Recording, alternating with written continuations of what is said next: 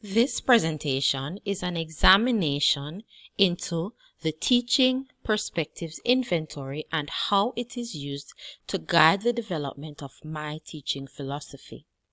This presentation was created by Shanyka Forbes-Medley for the course ED-PH 6001.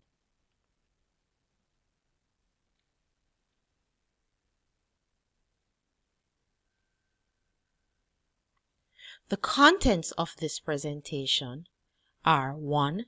The definition of the Teaching Perspectives Inventory. 2. The purpose of the Teaching Perspectives Inventory. Analyzing the results of the Teaching Perspectives Inventory. My philosophical perspectives and the way forward. The Teaching Perspectives Inventory is an instrument developed by David Pratt and John B Collins to assess the 5 philosophical orientation of teachers or instructors. This tool is accessible at www.teachingperspectives.com/TPI/. Once you've entered the website, the home page will look like this. The purpose of the Teaching Perspectives Inventory, or TPI. The TPI is used to inform institutional change and research, to measure a teacher's profile on 5 contrasting views or perspectives. It aids in self-reflection and professional development. It guides development of a teaching philosophy. It identifies areas for improvement in pedagogy, and it highlights context of social and cultural variations in the practice of teaching. The 5 perspectives. The 5 perspectives are transmission, apprenticeship, developmental, nurturing, and social reform. In transmission, it is believed that effective teaching requires a substantial commitment to the content or subject matter. For apprenticeship, effective teaching is a process of enculturating students into a set of social norms and ways of working. Developmental, effective teaching must be planned and conducted from the learner's point of view. Nurturing, effective teaching assumes that long-term, hard, persistent effort to achieve comes from the heart as well as the head. Social reform. Social reform dictates that effective teaching seeks to change society in substantive ways. We will now look at my philosophical perspectives.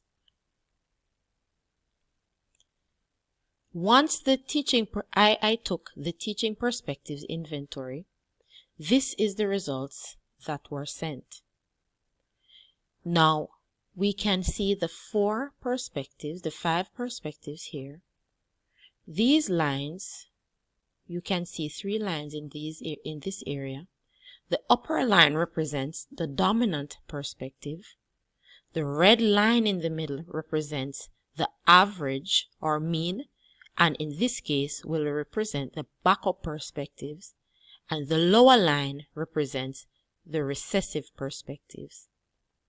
Now, this result is what we'll refer to as a flat result, because all 5 perspectives seem to be aligned or in line, though somewhat varying. Opposite to this would be a differentiated result, which would see each perspective being significantly different from each other. My results showed that my dominant perspective, which will fall on the upper line here, is apprenticeship, with a total of 41. It showed that I had 2 dominant perspectives, and so the second dominant perspective is nurturing, which also yielded 41. It showed the developmental perspective as my backup perspective, which would fall on the mean line, that is the red line right here. And my two recessive perspectives are transmission with a score of 39 and social reform with a score of 38.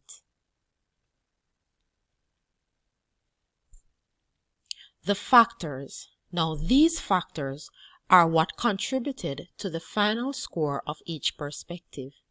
They are 1. Actions. What do you do when instructing or teaching? Intentions. What do you try to accomplish in your instruction or teaching? And beliefs. What do you believe about instructing or teaching? I've put my results into a graph to show consistencies and discrepancies in my results. For apprenticeship, which is my first dominant perspective, there is a discrepancy between my belief and my intention. Now, it is considered to be a discrepancy simply because the belief and the intention has a difference of 3 points. My belief in this case is 12 points, with my intentions being 15 points, which is a 3-point difference and indicates discrepancy. While my intentions and my actions are only 1 point off, and so they are considered to be consistent. Nurturing, which is my second dominant perspective, has a consistency between the belief and the intention with just a 1 point off, with the belief being 14 and my intention being 15. However, there is a discrepancy between my intention and my actions for nurturing. For the developmental perspective, which is my backup perspective, this one seems to be aligned. There are no discrepancies, and so we will say that the developmental items here are all consistent or reflect internal consistencies, because my beliefs, which are 14, is only 1 point over my intentions and my actions.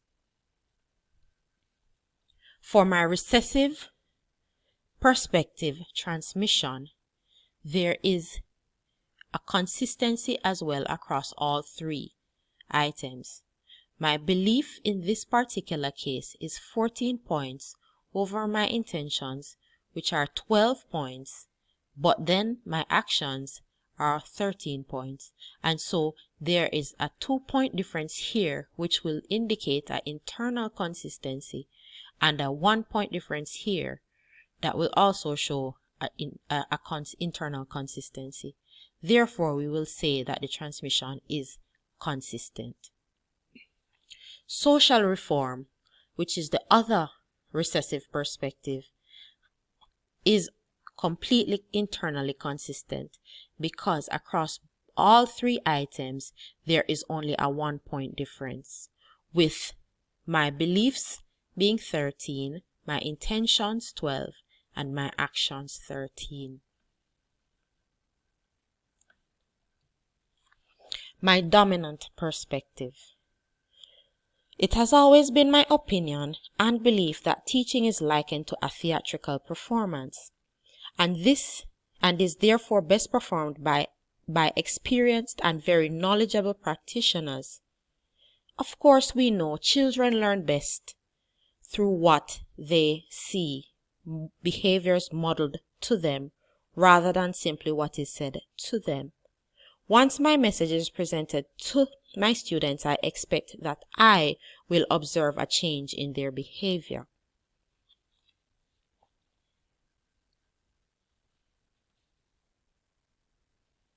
Dominant perspective number 2, nurturing. I provide the guidance and instruction to my students. The intention is always to create independence. My students are, of course, responsible for their own success through effort and demonstrations of know-how. Therefore, again, while I guide and instruct them, I show them through practice what is expected of them. I believe that every student has the ability to learn and succeed once they have been properly stimulated according to their learning style. I agree that I teach from both the heart and the head, according to Pratt and Collins.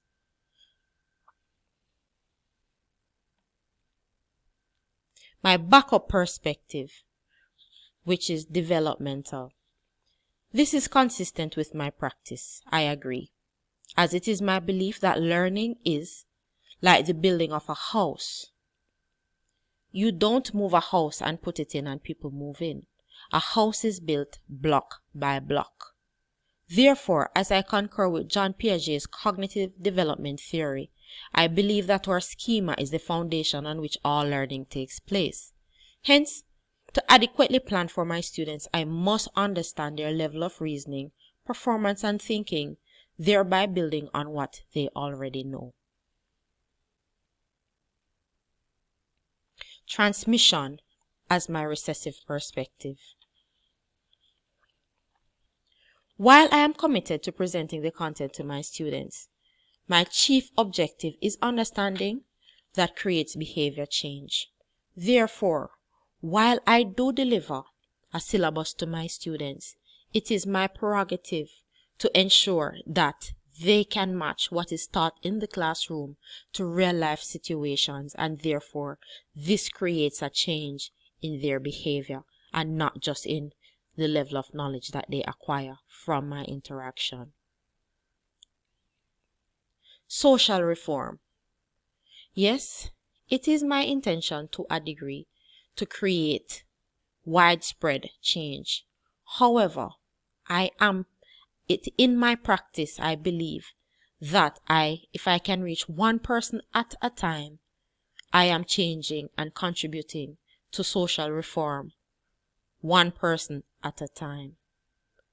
And this brings to us the conclusion, the way forward. From an analysis of my perspectives, the way forward for me is to strengthen my own philosophical perspectives. Therefore, I need to create alignment between the items in each of my perspectives. And when I say this, what I mean is my beliefs, my intentions, and my actions for my dominant perspectives should all be aligned. To improve my pedagogy through reflective examination of the TPI results. Thank you for listening to this presentation. Put your questions below and we'll give you an answer.